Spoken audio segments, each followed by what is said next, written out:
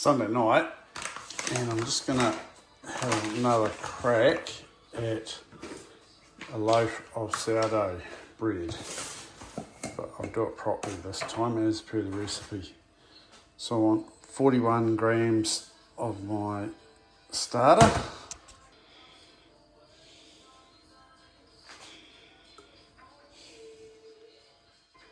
I haven't fed this starter tonight yet, but I think I shouldn't really need to, because this is going to create new feed now. She's been going all day. That'll be a bit more than what I need, 44, but that'll be alright. And then I want my rye flour. So this is going to be a 90% loaf, I think. So I want 272 grams of rye flour. 272 grams of flour. And the same amount of water, 272 grams of water. Alright, I'll give that a mix. I'm actually going to put it in a bowl, because if that rises up during the night, which it could do, I'm not sure, it will overflow everywhere. So I'll chuck it in a bowl and cover it and then put it in the oven. So this here is making the levain. Not too sure how you pronounce that word properly, but this is about 40%, I think, or 45% of the ingredients in the loaf. And we want this to start fermenting beforehand. So this is going to sit overnight. So now that that's mixed, it's condensed down quite a bit in the jar, so I should be right to leave it in here, I think, overnight. I don't think it'll spew up out of the jar. Right, that's that mixed up. We'll chuck the lid on that, and we'll chuck it in the oven. Again, the oven's not on, it's just the light that's in there. Keeps it at about 25 degrees roughly. So my levain's been in the oven with the light on all night, and that's looking good. So I'm going to mix up the dough now and then let it sit for 20 minutes, I think it is, for the first bulk fermentation. There's all our ingredients in the bowl. Right, we'll give it a mix up. Right, we're covered and we're back in the oven, and our bulk fermentation goes for 20 minutes. 1 o'clock Monday afternoon, I finally made it down the river. I got my sourdough loaf in the oven finally. It still hasn't risen like I would have expected it to, so I was delayed 2 or 3 hours longer than what I was sort of thinking, but as it works out, I'm down there at about the perfect time. The swell still isn't pushing up yet, so that's good. I'm in much the same spot as yesterday, real close to the mouth. Hoping that it'll be a good scooping day. The sea's calmish, the river's looking good. I'm the only one at the mouth. There's a couple of guys further back with their set nets. So yeah, I left the bread with Mum in the oven, so when I get home she would have taken it out. And I think she's taking it out about now. Actually, I said take her out at 1 o'clock, so yeah. Mouth's getting narrower and narrower.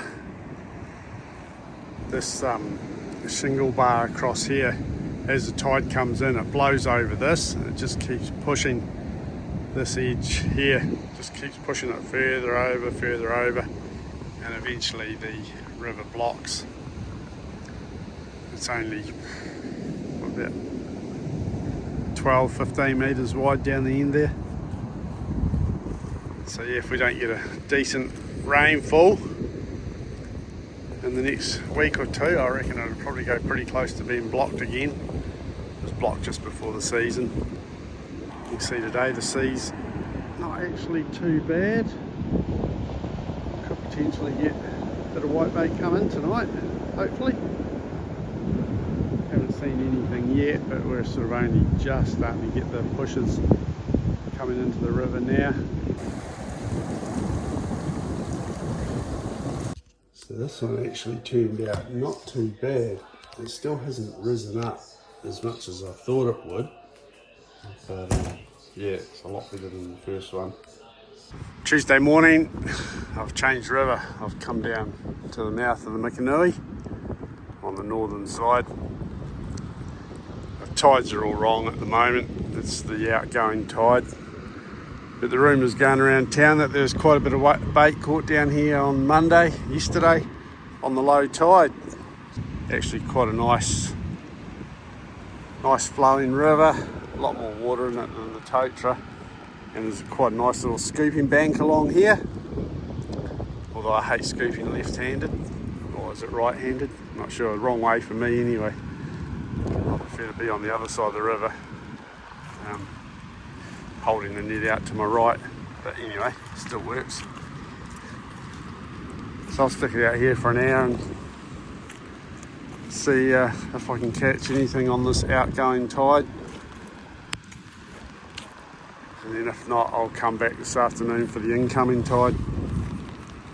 I've had 4 or 5 scoops. I'm getting 2 whitebait, 3 whitebait each scoop. It's about an hour and a half until it's low tide. Kind of want to go home, but I'm thinking I might just stick it out. It's not too miserable down here.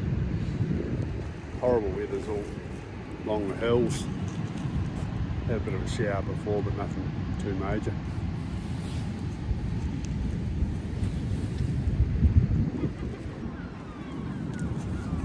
Time for a bacon and egg sandwich and a cup of tea.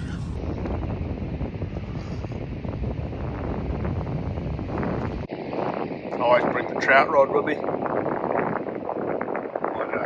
After this cup of tea, look around for a bit, see if I can catch a trout.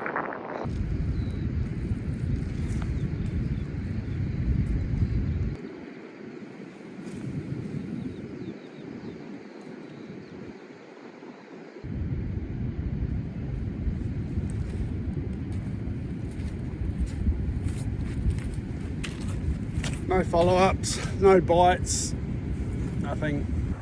There's very little happening with the whitebait, so I've just jumped on the bike and shot up river to this rapid. I'm just going to throw the trout lure down through the bottom part of it here and see if I can't get something here. It's a nice looking spot.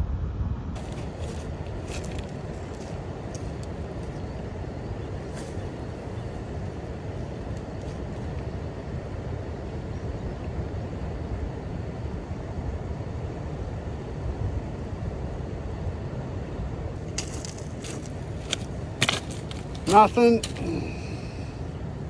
not even a follow-up, nibble. Still getting bird nests in the line. I don't know what's going on with that. If anyone knows, when I cast out, why do I get bird nests? It's usually up quite close to the lure, within about 3 meters or so of the lure. As it's going out, you can feel it sort of develop as it's casting out. Fill me in. I'm not an expert fisherman. Don't know,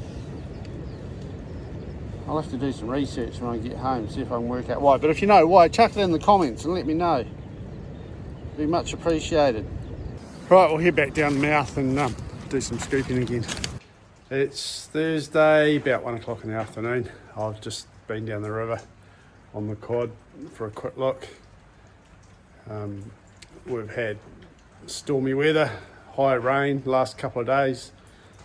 Didn't do any white baiting and really done bugger all actually. I did help my brother do some cleaning up down in his shed. He's got a holiday home in town in a shed, and we Mum's got a heap of stuff stored down there, so we bought some firewood up for her to cut up. Shot down the river just to see what the water flow was like, And yeah, I'll probably head down this afternoon. It's not raining hard anymore. The river is up a little bit, but it's not real dirty and a like major flood. The sea's not good, obviously. It's still pretty shitty weather, but you never know, you know. This quad bike that I'm using at the moment, it keeps cutting out.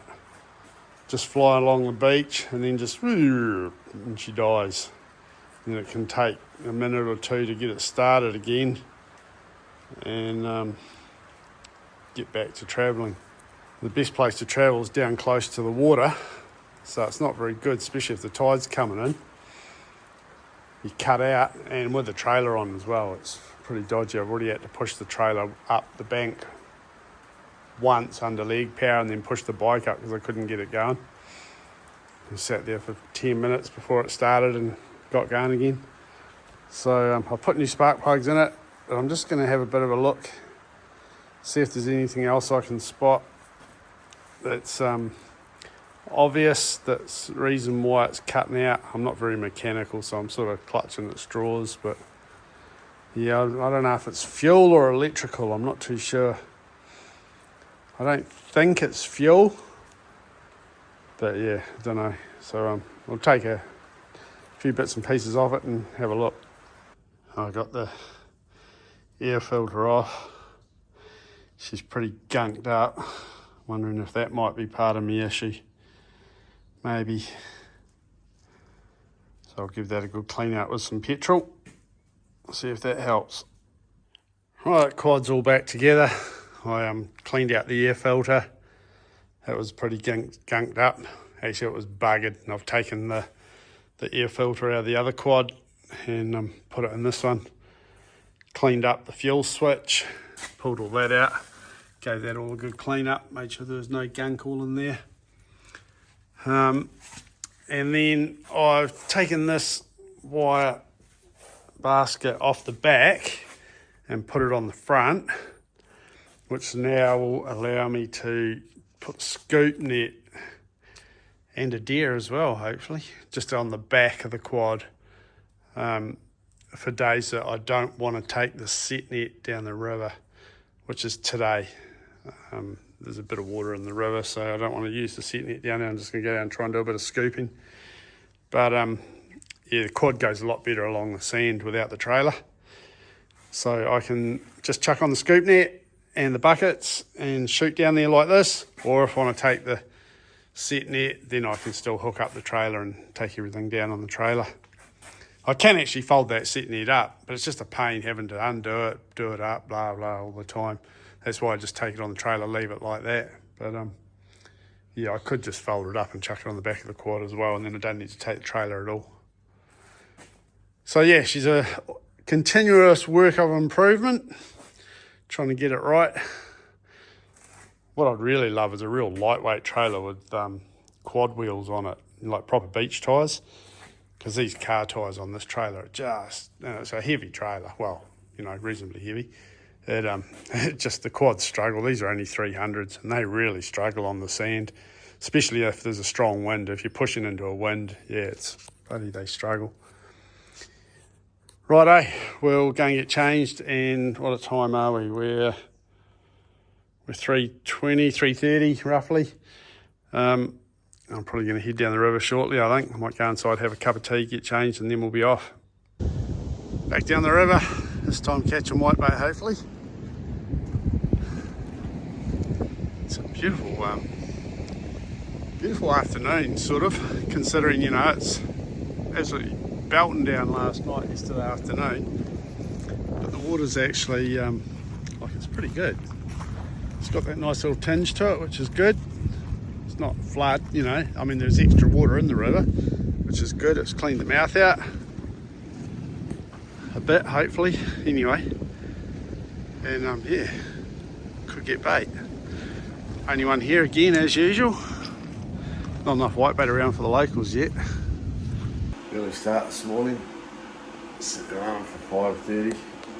I got nothing last night. It was crap. The sea was way too rough and dirty. The river was looking good. So I figured it hasn't rained during the night, I don't think. Figured that this morning could be better. So I'm going to go and catch the last couple of hours of the tide before high tide.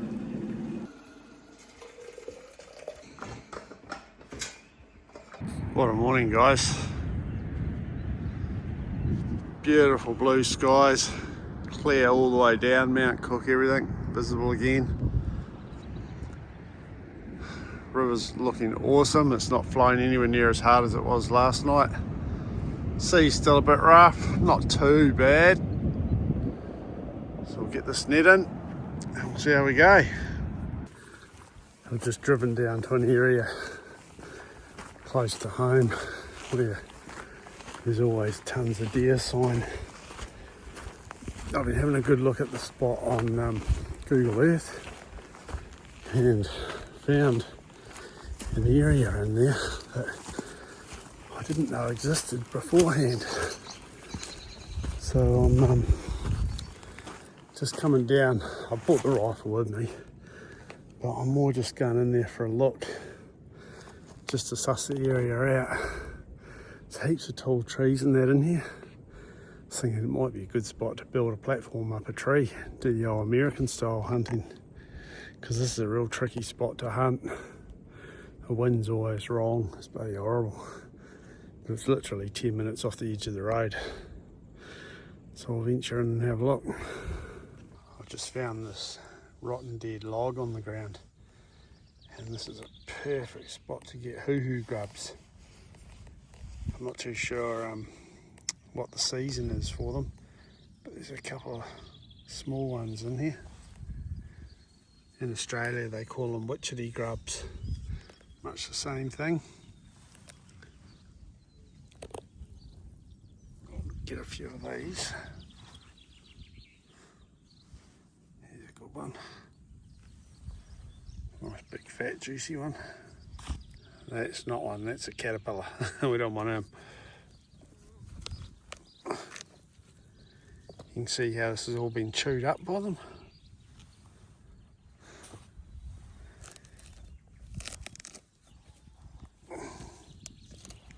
I don't think it's the right time of year, but I'll do some Google research and find out when they would normally be in abundance. All this stuff here, this is all where they've been eating.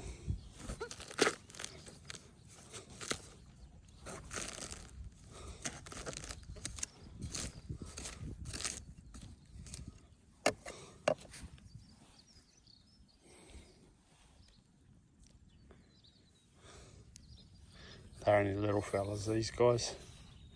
You get them 3 or 4 times that size. Tiny little ones. So what you do with them is you fry them up in a bit of butter and wolf them down. They taste like peanut butter. But I don't need them. I'll let them be. So where I am now is this grassy flat that I have never seen before. It's just tucked in off the creek, and yeah, well hidden in here. Great spot. There's all these trees here somewhere. I was thinking, nice big tall trees, you could probably put a stand up on one of these trees, or at least if not a stand, put a long ladder. Build a ladder so you can sneak in from the top here, sneak in from this end here, climb up a tree and look over the whole flat. Right, we'll wander down and see if there's any sign in here. Oh, that's real surprising, eh? There's almost no fresh sign in here at all. It's yeah, real surprising. Like, there is good grass in here, plenty of it, but yeah, there's obviously not that many deer around. It's always hit and miss, this spot. It's a horrible place to hunt, but every time you come down here there's always sign. There's always deer here. But yeah, no great numbers of them by the looks of it. I'm going to head back up to the road end of the flat and see if I can find a way out to the road so I can come straight from the road straight into the top of the flat. Oh, back out on the road. I didn't come across anything that was indicating it's a track that had been cut by someone else, but it'd be pretty easy to push a track through there somewhere. Wouldn't be too difficult. And then you just walk straight off the road here, straight down onto that top flat, which is by far the best place to find animals, I think, in this area. I'm halfway down to the river that I might go whitebathing tonight, so I might just duck down there for a look, see if I can see if it's in flood, suss it out for tonight, see if it's worth going down there. Totra's stuffed, it's the mouth's rooted, so I'm going to give that a rest for a while until things change. My 22's not shooting perfectly straight, so I've just set up a target up here. So sighted in for about 28 metres, I think. It's not quite square, so I'll shoot up and square it. I've been down on the beach, there's no one down there, but there is one person fishing with a set net way down by the mouth, so I'm safe to have a few shots here. And it's going into this gorse behind us, so no chance that anyone's going to drive out and walk out and get into the line of fire. Very important before you shoot, make sure that you're got nothing behind you. Alright, well put a couple of rounds in there and see where it goes. You can see the bullet hole top right square, so this is way out. Right, I've done 4 clicks to the left and 4 clicks down. We'll see how much that changes at 25 yards. Right, we're still to the right, and now we're just to the bottom right corner of the box, so we need to come over a couple of inches to the left and up a couple of clicks. Geez, that third shot, I can't even see where it went. Might have missed the box totally. Can't have done. It's got to be in the red, surely. Oh yeah, it's in the red. There we go. That's good. So, first shot, second shot, third shot. Right, so we need to go up 1 click and left 1 click. Same spot. 1 click's not enough. So we're going to go 2 clicks up and 2, we'll just do another 1. I'll just go 1 more click, that should put us in here. Yeah, I'll do 2 and 2 and see what happens. Well, that's weird. I ended up doing just 1 click up and to the left, and now it's gone way over there. I think it still needs to go up. So I'm going to go 1 click up and then leave it, and we'll see where it shoots next time. Getting better. 1, 2, 3, 4, 5, 6, 7. I'd like to get it smack on if I can. There's a little bit of a breeze around. That might have a slight impact, but I don't think it's going to be too much. I might go 1 click to the right again and see what happens. Yeah, at that time it was low again. I don't know. It's close enough for me. I think maybe the wind, it's not real windy, that might be having a little bit of an impact. I might put a couple more rounds through and just see if I can get a good grouping. Maybe do 5 shots and see what happens. There we go, 5 consecutive shots. 1, 2, 3, 4, 5. Not in that order, but yep, that's good enough for me. That's a rabbit in the head, a goat in the head at, you know, 25, 30 metres easy. I'm probably guessing, well I am guessing, that's why when I shot that young goat last week, the first shot just scraped its head. It was enough to wound it and disorientate it, but it didn't drop it properly, and it's because the rifle wasn't shooting straight, which I should have actually checked before I went hunting. But I did a bit of rabbit shooting a couple of months ago when I was over, and it was shooting all right, so it might have been bumped or something, I'm not sure. But righto, we're good to go now, so that's good. Down the river again. I'm at a different river this time. I'm at the Mikanui. This is where I was the other night, and before the rain started. So this afternoon I ended up going for a drive down the Waitā. Had a look down there.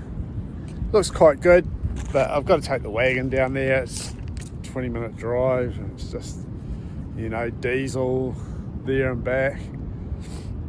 Do that every day. I mean, you're not guaranteed to catch whitebait, are you? Whereas it's probably only $5 on the quad to shoot down here and back. It's about the same distance to the mouth of the Mikanui as it is to the mouth of the Totra at the moment, about 5 or 6 k's out of town.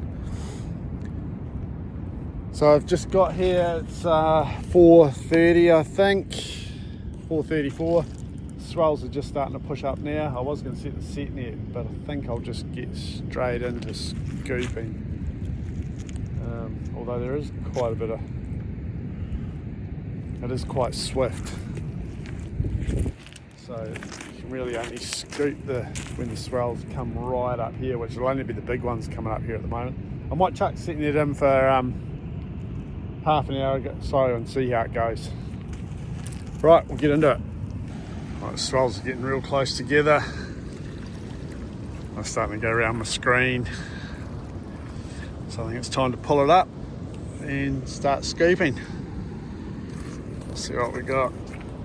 I haven't seen any whitebait in the water. The water's crystal clear. I've been standing, I don't know, just down about here somewhere, keeping an eye out on the riverbed, but yeah, I haven't seen a single whitebait.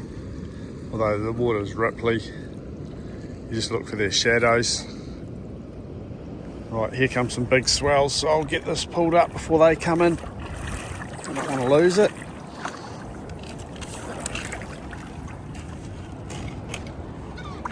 Have we got anything in there? Oh yeah, that's all right. Look at that.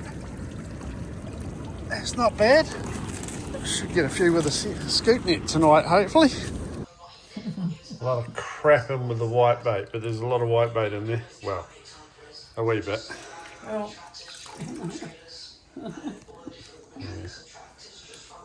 Yeah.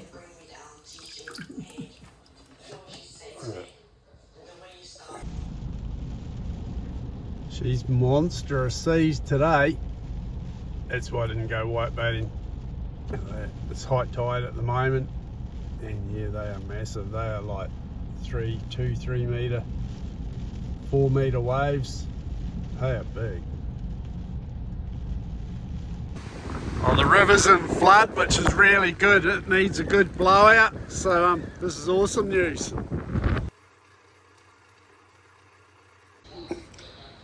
So this here's my banana bread. I've just tried the recipe of for using the sourdough leftovers, or sourdough starter leftovers, or discard they call it. So I'll chuck this in the oven, see how this turns out. And we'll give it a whirl and see what it tastes like.